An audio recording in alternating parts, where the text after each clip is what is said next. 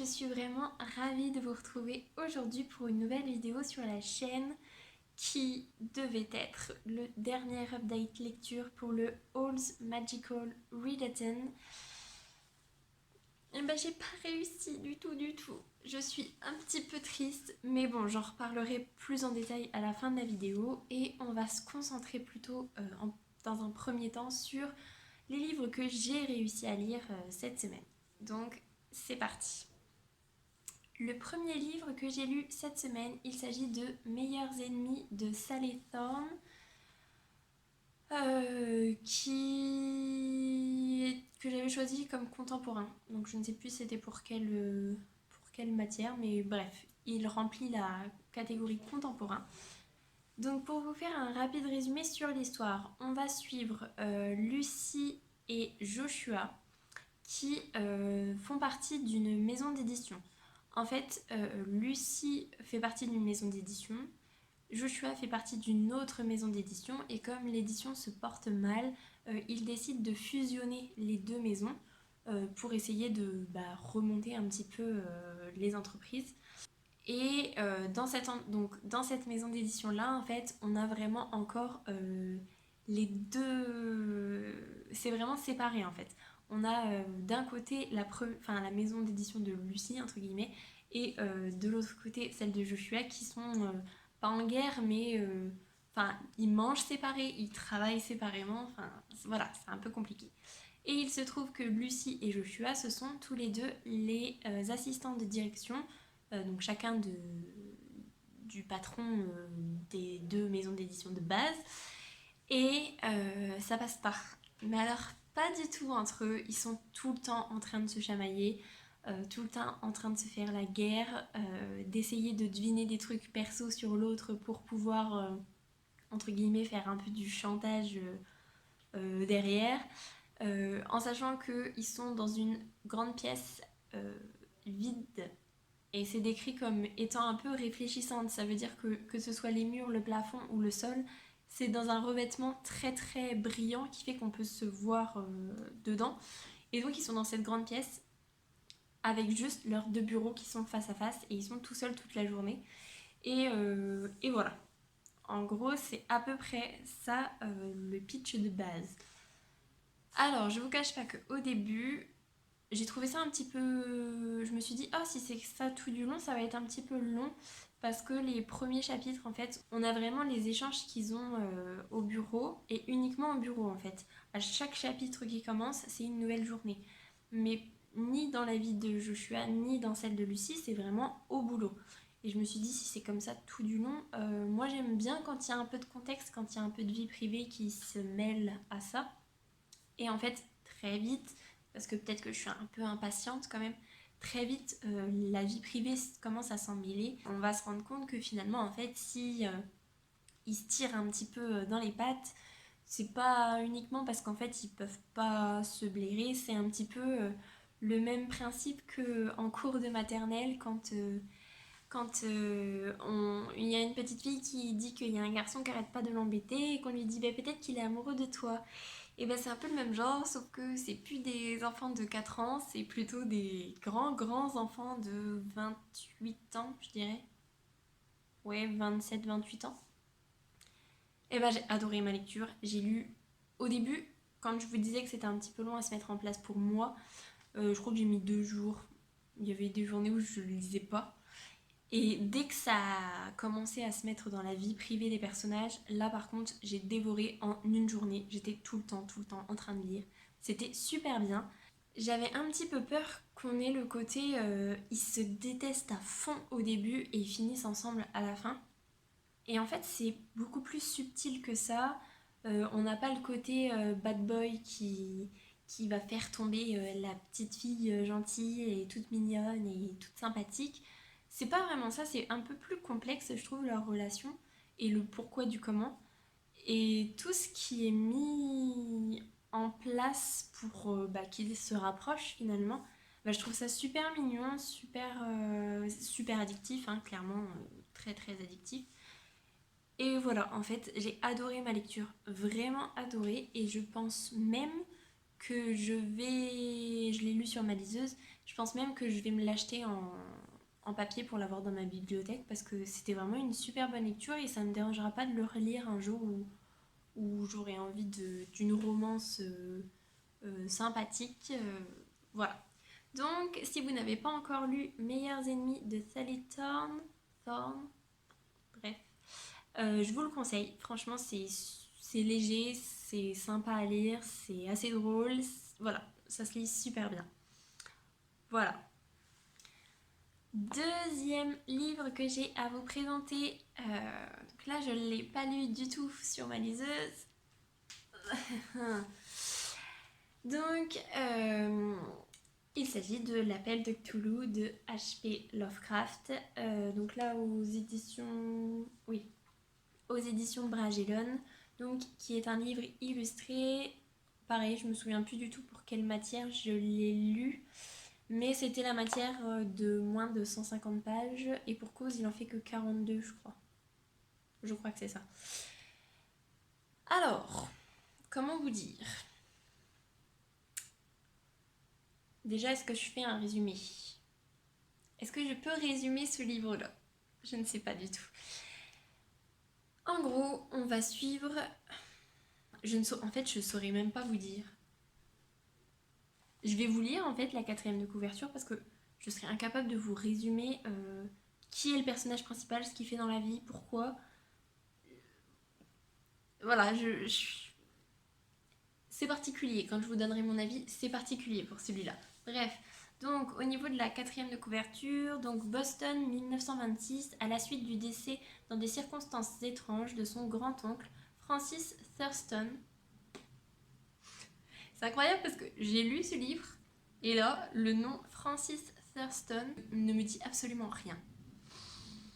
Autant vous dire que ça a été compliqué ma lecture. Bref.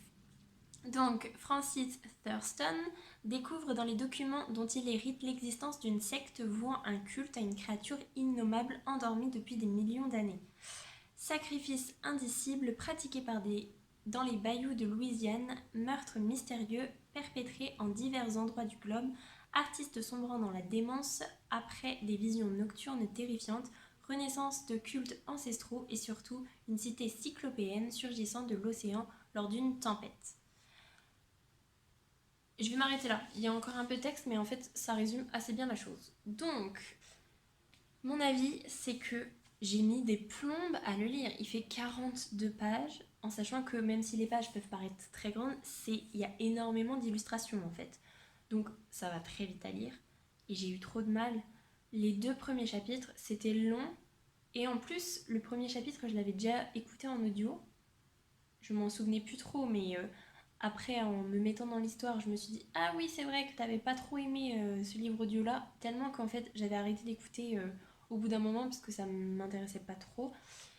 Ce qui m'embêtait un peu, c'est que on n'est pas dans une histoire, enfin, je sais pas trop comment expliquer, mais en gros, le personnage donc de Francis, il va découvrir les documents de son grand-oncle, il va étudier ces documents-là, il va faire des recherches mais ça va pas être romancé. En fait, on assiste vraiment à des recherches. Mais c'est pas palpitant, c'est pas intriguant, c'est dans un... C'est pas dur à lire, mais c'est un peu pompeux, je trouve. Et du coup, en fait, pour le coup, là, j'imaginais rien, en fait. Quand je lisais, je lisais. Et dès qu'il y avait quelque chose dans mon environnement qui me changer les idées, ça m'arrivait très très fréquemment de penser à autre chose. Donc, pas super super. Et ça s'arrange quand même beaucoup dans le 3e chapitre. Il n'y a que 3 chapitres, mais le 3e chapitre, là où il va lire le journal de bord d'un marin qui a vécu ça en fait.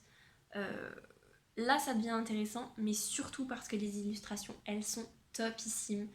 Et le fait que ce soit en grand format comme ça aide vraiment à se représenter à l'échelle parce que quand on voit que les êtres humains, ils sont là en fait, hein, c'est cette taille-là, et que Cthulhu, c'est ça, voilà. Je vais vous remontrer, je vous avais déjà montré des illustrations au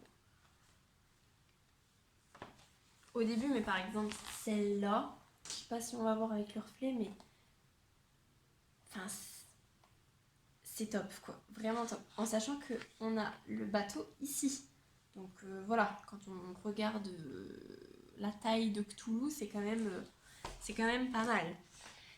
Donc je suis super mitigée. J'ai adoré les illustrations alors que à la base les mangas et les BD j'aime pas trop ça parce que je suis pas trop illustration, je préfère lire un livre.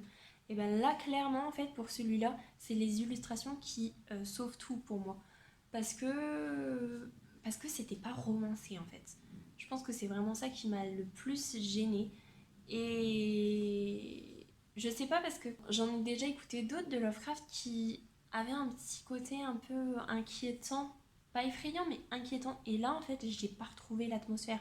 Alors que ça peut faire flipper, se retrouver face à Cthulhu ça peut être compliqué. Mais non en fait j'ai pas tant...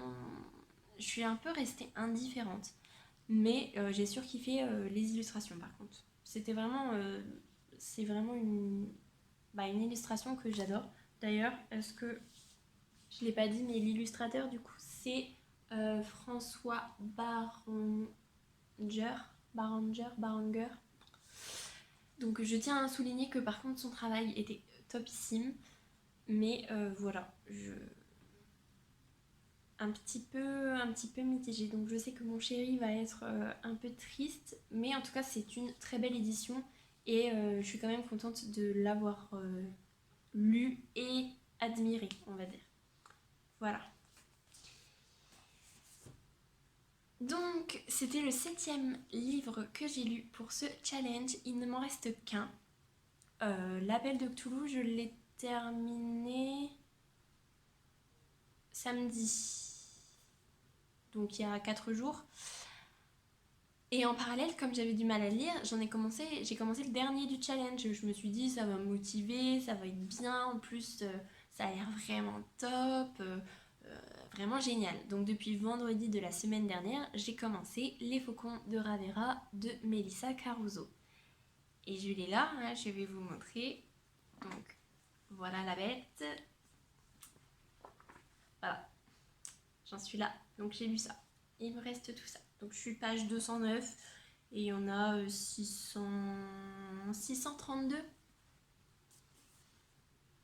Je suis tellement dégoûtée en fait parce que je vous referai un update quand je l'aurai terminé parce que je vais le terminer. Mais j'ai l'impression que c'est très...